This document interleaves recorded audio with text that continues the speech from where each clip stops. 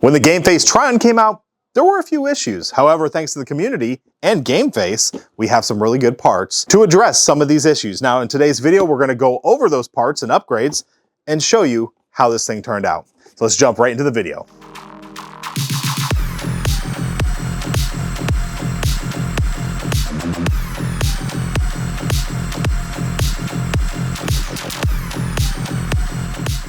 Now, before we can really dive into this thing, we're gonna talk about what comes in the box in case you have not seen the Trion before. So let's hand it over to Professor Coney, where he's gonna show us what's in the box.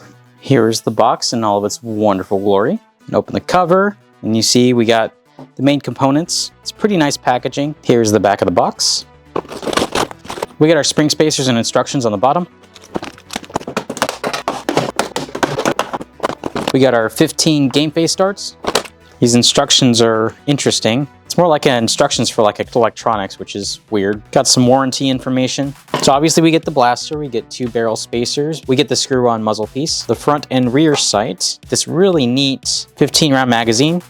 It's pretty solid. Now that we have it out of the box, you'll notice it looks a little bit different. That's because we've added a bunch of stuff. Number one, let's talk about the sight. This right here is a special deal that GameFace is running, in which when you buy a Trion, you get a sight with it. So pretty cool.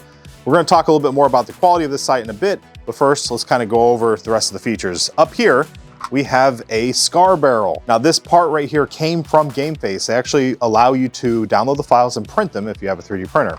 Very nice, because originally it didn't come with a scar. In addition, they had another part, this straight foregrip, which actually feels really nice, and we prefer it over the stock one. So 2 really good parts that you can grab right from GameFace. Next up is this mag release here from Paper Skeletons. This thing right here is almost essential because that's quite a distance to cover with one finger. So what it does is puts it closer to your finger.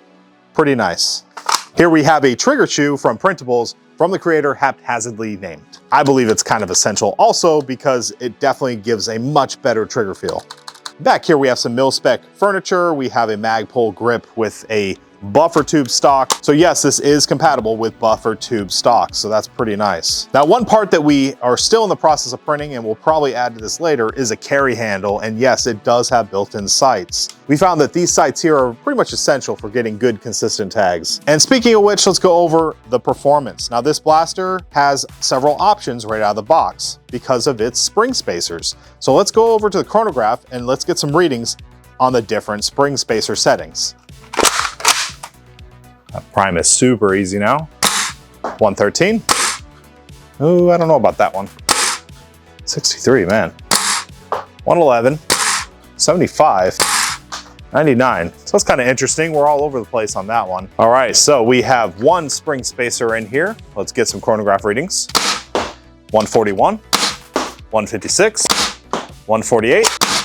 And 151. Let's try it with 2 spring spacers. As you can see, these spring spacers are pretty easy to install. You just kind of twist that off, pull that out. So that's 2. And then just put that back in there, twist it. Let's see how hard it hits now.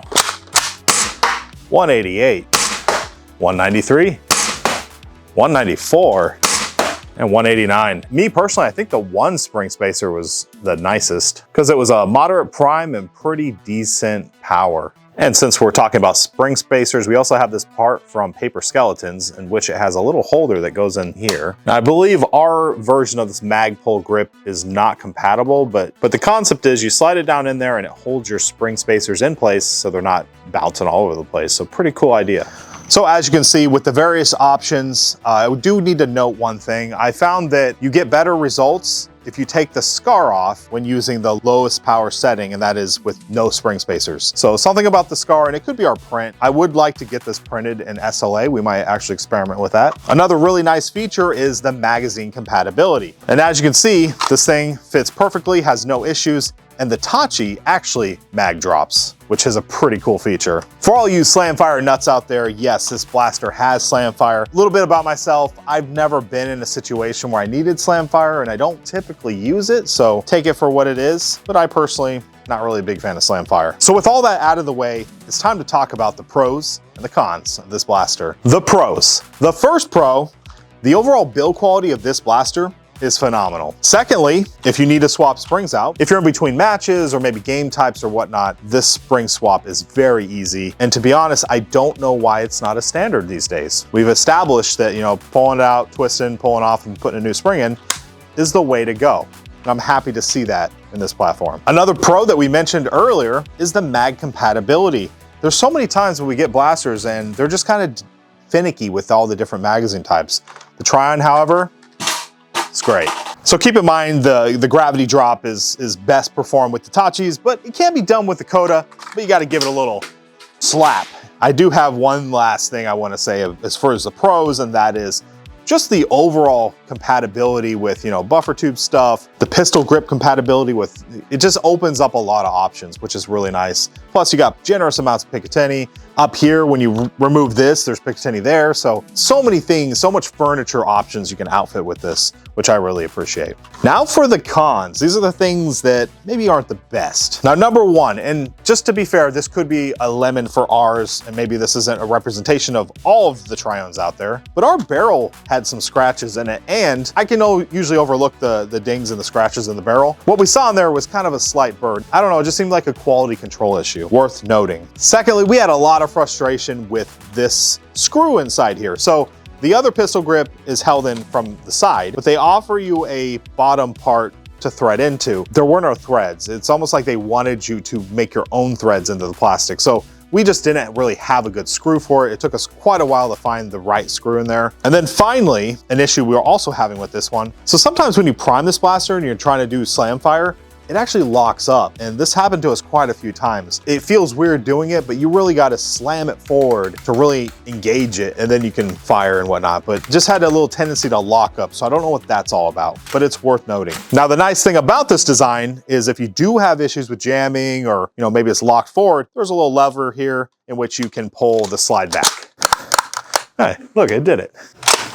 So what I found is I have to really hit it hard, and then it goes. So in summary, overall, we are happy to get this blaster. There's a lot of stuff you can do to it to address it and make it better. And we only touch base on a few things out there. There's actually a ton of stuff, you know, stuff from the community and other parts from GameFace. In that regard, very cool. Now keep in mind, we did purchase this, so this was not sent in for review.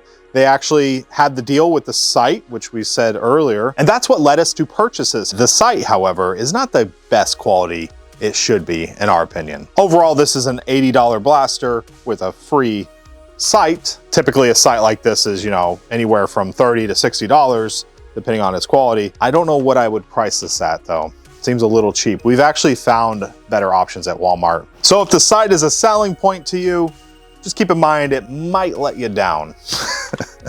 Well, if you're still watching the video, I want to give you a special thanks. I'm DrFlux. As always, be safe and happy foam flinging.